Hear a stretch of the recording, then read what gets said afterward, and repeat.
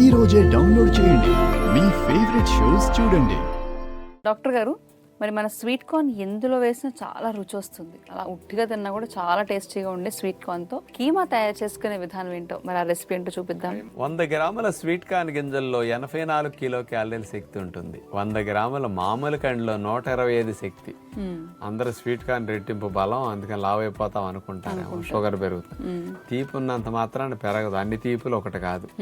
కాబట్టి sweet కార్నే calorie count తక్కువ, రుచి ఎక్కువ, మెత్తగా ఉంటాయి, గ్యాస్ రాదు, తేలిగ్గా డైజెషన్ అవుతాయి, అన్ని వయసుల వారికి అనుకూలం. అలాంటి స్వీట్ కార్న్ న్యాచురోపతి ఫాలోవర్స్ అన్నిట్లో వాడుకోవచ్చు. రోజు మన ఆశ్రమంలో సంవత్సరం పొడుగునా స్వీట్ కార్న్ వాడుతుంటాం. అలాంటి స్వీట్ కార్న్తోనే మీ అందరు ఇష్టపడే కీమా ఎలా తయారు చేయాలో ఇప్పుడు చూద్దాం.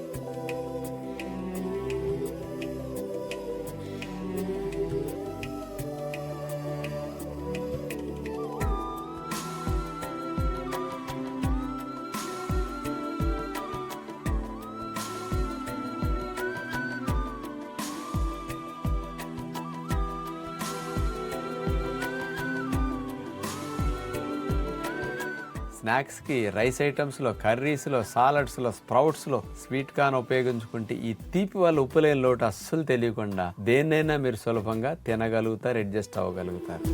అంత ఫ్రెండ్లీ డైట్ స్వీట్ కార్న్ అని మరొకండి. చూసారు కదండి, మరి స్వీట్ కార్న్తో ఏ రెసిపీ చేసినా పిల్లలు ఇష్టపడతారు, అదే ఇంట్లో అందరూ కూడా ఇష్టపడి తింటూ ఉంటారు.